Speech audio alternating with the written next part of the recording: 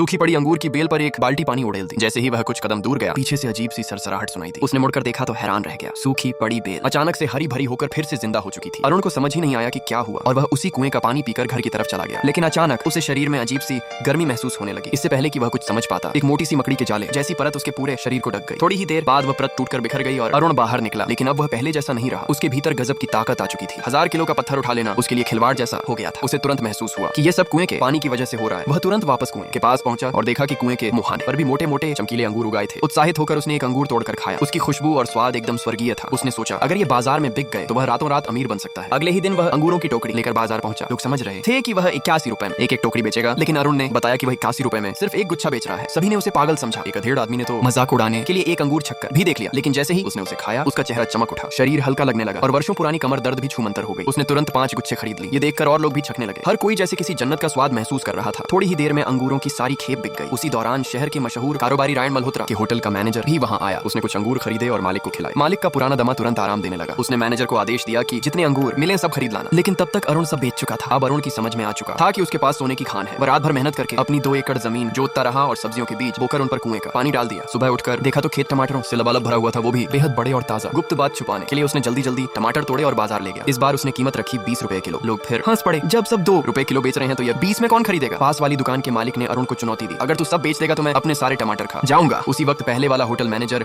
फिर वहां आ पहुंचा। उसने एक टमाटर छका और वहीं बैठकर सारा माल खरीद लिया। उसने खुद को रिवर फॉल होटल का मैनेजर बताया और कहा कि अरुण के खेत में 2000 किलो और हैं तो वह 4 लाख रुपए में सब ले लेगा। बाजार वाले दंग रह गए। अरुण घर लौटा तो वह बेहद खुश था। लेकिन उसी समय उसके स्कूल के ग्रुप में मैसेज आने लगे। लोग उसका मजाक उड़ा रहे थे कि वह नौकरी न मिलने पर सब्जी बेच रहा है। अरुण ने हंसकर अपनी दिन भर की कमाई का स्क्रीनशॉट भेजा। ग्रुप एकदम शांत हो गया। जो लोग उसे गरीब समझते थे अब वही लोग फोन करके उससे बात बढ़ाने लगे। अरुण ने सबके फोन काट दिए। लेकिन तभी एक फोन आया उसकी पुरानी